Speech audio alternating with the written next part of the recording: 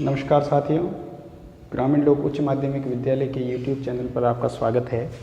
आज हम देख रहे हैं हिंदी कक्षा 10 हिंदी कक्षा 10। हमारा टॉपिक चल रहा था स्त्री शिक्षा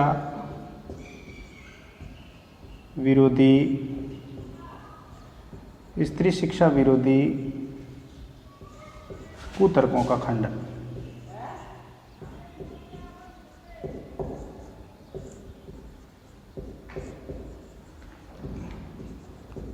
स्त्री शिक्षा विरोधी कुतर्कों का खंडन, और इसके लेखक थे महावीर प्रसाद द्विवेदी। इसके लेखक थे महावीर प्रसाद द्विवेदी।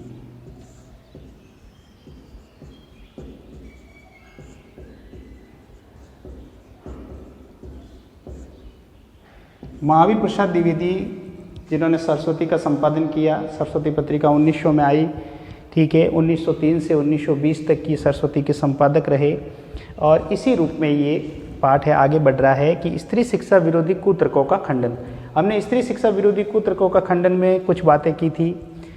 पहली बात हमने की थी कि उस समय संस्कृत जो थी वो भाषा प्रचलित थी, लेकिन पुराने समय में प्राकृत जो थी वो आम जन की भाषा थी। प्राकृत जो थी वो आम बोलचाल की भाषा थी। प्राकृत जो है लोग बोलते थे, प्राकृत का प्रयोग करते थे, और प्राकृत भाषा जो थी और ऋषि मुनियों की भाषा संस्कृत थी, ठीक है। प्राकृत पढ़ने या प्राकृत बोलने से ये अनुमान नहीं लगाना चाहिए कि वो सब लोग अपढ़ थे।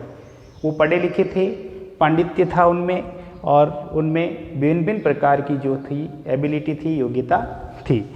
तो यहाँ देखिए, जिस प्रकार हम लोग इंग्लिश का प्रयोग नहीं करके हिंदी का करते हैं, तो हम हिंदी पढ़ते हैं, तो इसका मतलब ये नहीं कि हम अनपढ़ हैं, हम गंवारू नहीं हैं, ठीक है। इसी बात को हम आगे बढ़ाते हैं। इसमें कई विद्वान महिलाएं, विदुषी कहते हैं जिनको, विदुषी महिलाएं आई थी, विद्वान लोग भी थे, ठीक है। आज हम पढ़ते हैं, मान लीजिए कि पुराने ज़माने में भारत की एक भी स्त्री पढ़ी लिखी न थी। अगर हम ऐसा मान लें, चलो मान लेते हैं कि पुराने समय में भारत की जो है एक भी स्त्री जो थी वो पढ़ी लिखी नहीं थी,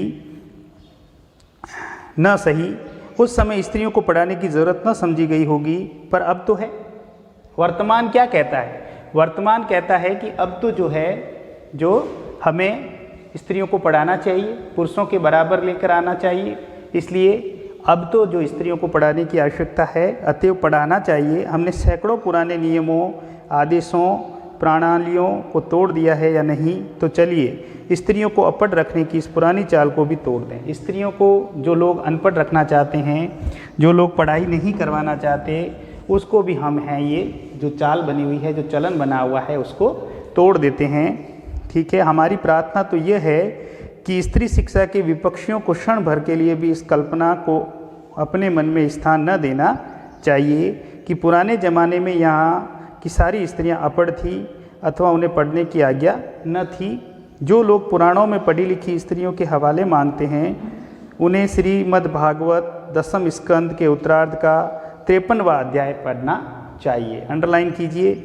जो लोग कहते हैं कि पुराणों में पढ़ी लिखी स्त्रियों का हवाला मांगते हैं कि वास्तव में पुरानी महिलाएं पढ़ी लिखी थी या नहीं, तो इनको श्रीमद् भागवत और 10वां स्कंद जो है उत्तरार्ध है, उसका 53वां अध्याय जो है अध्ययन करना चाहिए, पढ़ना चाहिए। उसमें रुक्मणी हरण की कथा है। रुक्मणी ने जो एक लंबा चौड़ा पत्र एकांत में लिखकर एक ब्राह्मण के हाथ श्री कृष्ण को भेजा था, वो तो प्राकृत में न था। कहते हैं वह जो पत्र था वो प्राकृत भाषा में नहीं था। इसका मतलब वहाँ स्त्री शिक्षा थी। उसके प्राकृत में होने का उल्लेख भागवत में तो नहीं। उसमें रुक्मणी ने जो पांडित्य दिखाया वो उसके अपढ़ और अल्पज्ञ होने अथवा गंवारपन का सूचक नहीं है। पुराने ढंग के पक्के सनातन धर्मावलंबियों की दृष्टि से तो नाटकों की अपेक्षा भागवत का महत्व बहुत ही अधिक होना चाहिए। नाटकों की अपेक्षा के भागवत जो है वो अधिक जो है उसके साक्ष्य विद्यमान हैं। इस दशा में यदि उनमें से कोई ये कहे कि सभी प्राकालीन स्त्रियां अपढ़ होती थी, तो उसकी बात पर विश्वास करने की ज़रूरत नहीं है। भागवत की बात यदि पुराणाकार या कवि की कल्पना मानी जाए, तो नाटकों की बात उससे भी गई बीती समझी जानी चाहिए। तो नाटकों में जो चीज़ें दिखाई जाती थी, अगर भागवत की बातें हम नहीं मानते हैं, नहीं स्वीकार करते हैं, तो नाटकों की बातों को भी हमें स्वीकार नहीं करना चाहिए, वो तो समझी ही नहीं जा सकती। स्त्रियों का किया हुआ अनर्थ यदि पढ़ाने ही का परिणाम है, तो पुरुषों का किया हुआ अनर्थ भी उस विद्या और शिक्षा का ही परिणाम समझना चाहिए। अगर बात आती है स्त्रियों का किया हुआ अनर्थ, कि भाई स्त्रियों ने अनर्थ कर दिया पढ़कर, अध्ययन करके, तो पुरुषों का किया हुआ अनर्थ भी उनकी विद्या और शिक्षा के परिणाम समझना चाहिए। बम के गोले फेंकना, नर हत्या करना, डाके डालना, चोरियां करना, घूस लेना, ये सब यदि पढ़ने लिखने की परिणाम हो, तो सारे कॉलेज, स्कूल और पाठशालाएं बंद हो जानी चाहिए। इम्पोर्टेंट है, इसको अंडरलाइन कीजिए कि नर हत्या।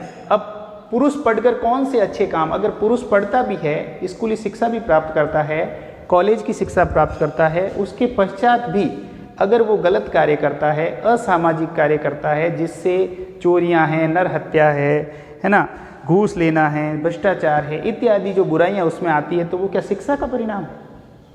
अगर आप स्त्रियों को शिक्षा के परिणाम के रूप में देखना चाहते हो कि स्त्रियां जब पढ़ी लिखी थी तो वो मतलब विद्रोह करती थी या इस तरीके का व्यवहार करती थी, तो आज क्या जो पुरुष है चोरी करता है, डाका डालता है, नर हत्या करता है, भ्रष्टाचारी करता है, घूस लेता है, क्या ये भी पढ़े लिखों का ही परिणाम है?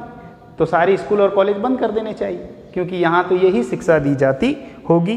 परंतु विक्षिप्तों, बात व्यतीतों और ग्रस्तों के सिवा ऐसी दलीलें पेश करने वाले बहुत ही कम मिलेंगे। शकुंतला ने दुष्यंत को कटु वाक्य कहकर कौन सी अस्वाभाविकता दिखाई? शकुंतला ने दुष्यंत को कटु वाक्य कहे थे। ये गंधर्व विवाह था, गांधर्व विवाह था। कहते हैं गांधर्व विवाह किसे कहते हैं?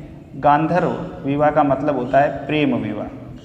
प्रेम विवाह, गांधर्व विवाह जो था शकुंतला का था, शकुंतला और दुष्यंत। अब इन दोनों का जब विवाह हुआ था तो एक प्रेम विवाह हुआ था, उसमें एक अंगूठी है, अंगूठी देते हैं कि जब ये अंगूठी तेरे पास से खो जाएगी तो तू मुझे भूल जाएगा। और ऐसा ही हुआ, दुष्यंत है वो शकुंतला को भूल गया और अंगूठी जो है खो गई। यही बात यहाँ पर आती है कि शकुंतला ने दुष्यंत को कटु वाक्य कहकर कौन सी अस्वाभाविकता दिखाई? क्या वह ये कहती कि आर्यपुत्र शाबाश, बड़ा अच्छा काम किया जो मेरे साथ गांधर्व विवाह करके मुकर गए। गांधर्व विवाह यानी प्रेम विवाह, मेरे साथ तुमने प्रेम विवाह किया और अब मुझे कहते हो, पहचानने से इनकार कर रहे हो कि तुम कौन हो। तो ऐसा जो विवाह करके तुम मुझे भूल गए, तो ये जो है कटु वाक्य शकुंतला ने कहे थे। क्यों कहे थे? क्योंकि उन्होंने उसके साथ धोखा किया था। दुष्यंत ने जो है शकुंतला को पहचानने से इनकार किया था।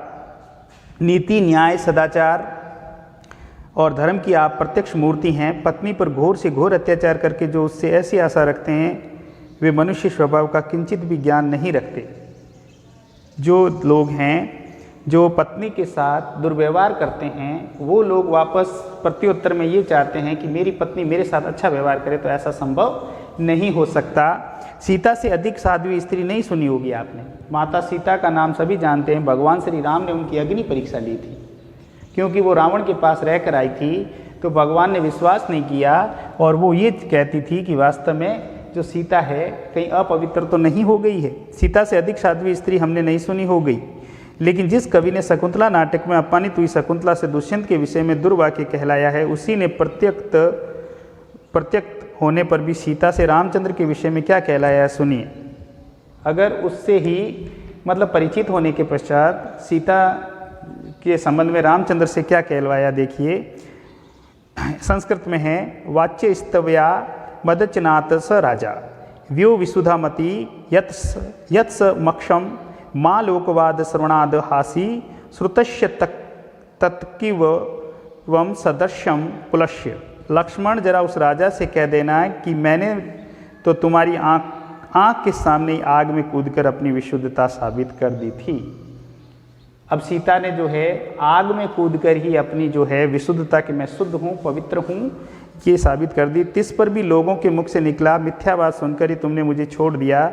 क्या ये बात तुम्हारे कुल के अनुरूप है, अथवा क्या ये तुम्हारी विद्वता या महत्ता को शोभा देने वाली है? सीता का ये संदेश कटु नहीं तो क्या मीठा है? राजा मात्र कहकर उनके पास अपना संदेशा भेजो। ये उक्ति न किसी गवार स्त्री की, किंतु महाब्रह्मज्ञानी राजा जनक की लड़की और मनवादी महर्षिया धर्मशास्त्रों का ज्ञान रखने वाली रानी को नरपश्य वर्ण आश्रम पालनम यत स धर्मो मनुना प्रणीत। सीता की धर्मास्त्रज्ञता का ये प्रमाण वही आगे चलकर कुछ ही दूर पर कवि ने दिया है। सीता परित्याग के कारण वाल्मीकि के समान शांत, नीतिज्ञ और समाशील तपस्वी तक ने अशत्यवे मन्यु भरताग्रजे में कहकर रामचंद्र पर क्रोध प्रकट किया है। अंडरलाइन कीजिए कि असत्य में मन्यु भ्रताग्रजे में कहकर रामचंद्र पर क्रोध प्रकट किया। अतएव शकुंतला की तरह अपने परित्याग को अन्याय समझने वाली सीता का रामचंद्र के विषय में कटु वाक्य कहना सर्वथा स्वाभाविक है।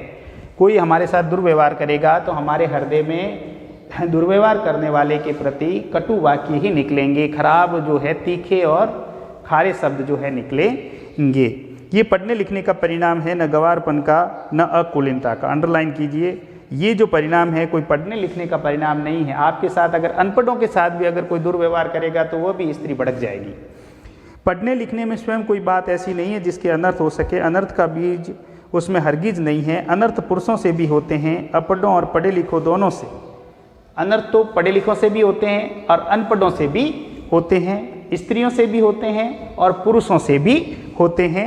अनर्थ दुराचार और पापाचार के कारण और ही होते हैं और वे व्यक्ति विशेष का चाल चलन देखकर जाने भी जा सकते हैं। अनर्थ जो है कहते हैं कि दुराचार से होते हैं, पाप से होते हैं, अतएव स्त्रियों को अवश्य पढ़ाना चाहिए। तो महावीर प्रसाद द्विवेदी कहते हैं अपने इस निबंध में कि स्त्रियों को पढ़ाना चाहिए, उन्हें अनपढ़ नहीं रखना चाहिए। जो लोग ये कहते हैं कि पुराने ज़माने में यहाँ स्त्रियाँ न पढ़ती थी अथवा उन्हें पढ़ने की मुनानियत नहीं थी, तो वे या तो इतिहास से अभिज्ञता नहीं रखते। मुनानियत कहते हैं रोक या मनाही होती है, रोक या मनाही। मुमानियत का मतलब होता है रोक या मनाही। मुमानियत रोक या मनाही, रोक या मनाही। तो देखिए, उन्हें पढ़ने की मुमानियत नहीं थी, तो वे या तो इतिहास से अभिज्ञता नहीं रखते या जानबूझकर लोगों को धोखा देते हैं। समाज की दृष्टि में ऐसे लोग दंडनीय हैं, क्योंकि स्त्रियों को निरक्षर रखने का उपदेश देना समाज का अपकार और अपराध करना है, अहित करना है। अपकार का मतलब होता है अहित करना, अपकार का मतलब होता है अपकार यानी अहित करना। जो लोग जो है स्त्रियों को पढ़ाना नहीं चाहते, उपदेश देना समाज का अपकार और अपराध करना है, समाज की उन्नति में बाधा डालना है। शिक्षा बहुत व्यापक शब्द है, बहुत बड़ा शब्द है। व्यापक का मतलब होता है बड़ा और फैला हुआ शब्द है।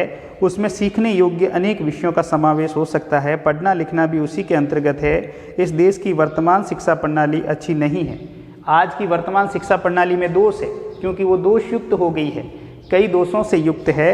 इस कारण यदि कोई स्त्रियों को पढ़ाना अनर्थकारी समझे तो उसे उस प्रणाली का संशोधन करना या कराना चाहिए। खुद पढ़ने लिखने को दोष न देना चाहिए।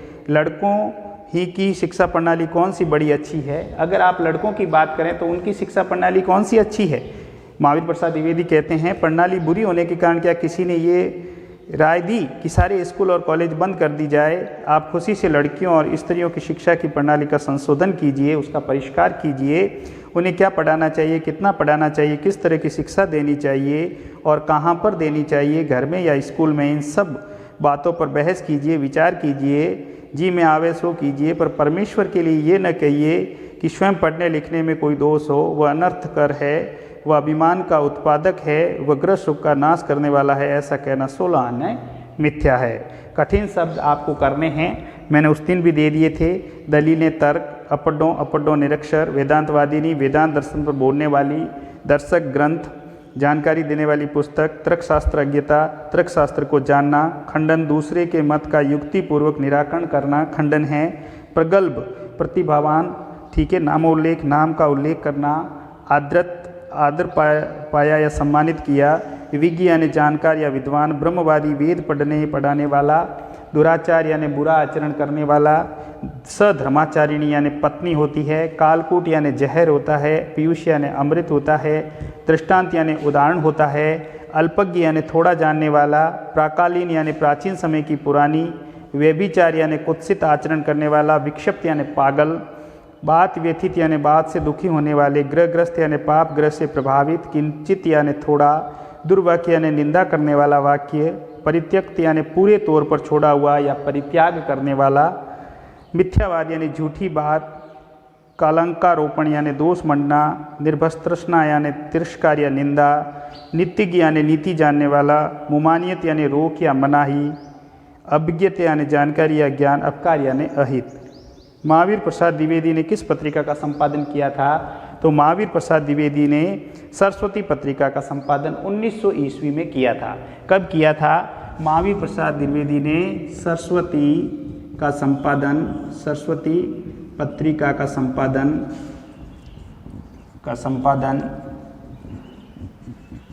1900 में किया था। कब किया था? 1900 ईस्वी में किया। सरस्वती पत्रिका 1900 में आई थी और इसका संपादन जो है 1900 ईस्वी में आई और संपादन जो है 1903 में हुआ। संपादन का जो कार्य है वो 1903 से 20 में हुआ, 3 से 1920 ईस्वी तक। ठीक है, ये थी महावीर प्रसाद द्विवेदी। शकुंतला किस भाषा में श्लोक कहा? तो ये प्राकृत भाषा में। शकुंतला ने प्राकृत भाषा में श्लोक कहा था। किस भाषा में श्लोक कहा था? प्राकृत भाषा में श्लोक कहा था। उसके पश्चात हमारा क्वेश्चन बनता है बौद्ध धर्म के त्रिपिटक ग्रंथ की भाषा क्या है? तो बौद्ध धर्म के त्रिपिटक की भाषा का ग्रंथ का भाषा का नाम बताना है। रुक्मणी हरण की कथा कहाँ मिलती है? तो ये भागवत पुराण में मिलती है। ठीक है, पाठ में आए हुए प्राचीन कालीन विदुषी महिलाओं के गार्गी, मैत्री, अनुसया, ये जो है शकुंतला ने दुष्यंत के विषय में दुर्भाग्य क्यों कहे थे? क्योंकि वे गंधर्व विवाह किया था और वो उसे भूल गया था। नाट्य संबंधी नियमों में स्त्री पात्र के लिए कौन कौन सी भाषाएं निर्धारित की गई है? प्रश्न उत्तर पूरे करने हैं, निबंधात्मक सवाल तक करने हैं, अति लघुत्रात्मक भी करने हैं आपको। वस्तुनिष्ठ प्रश्न, अति लघुत्रात्मक प्रश्न, लघुत्रात्मक प्रश्न, निबंधात्मक प्रश्न सारे करके मेरे पर्सनल व्हाट्सएप अकाउंट पर सेंड करने हैं। अपनी उत्तर पुस्तिका में काम कीजिए।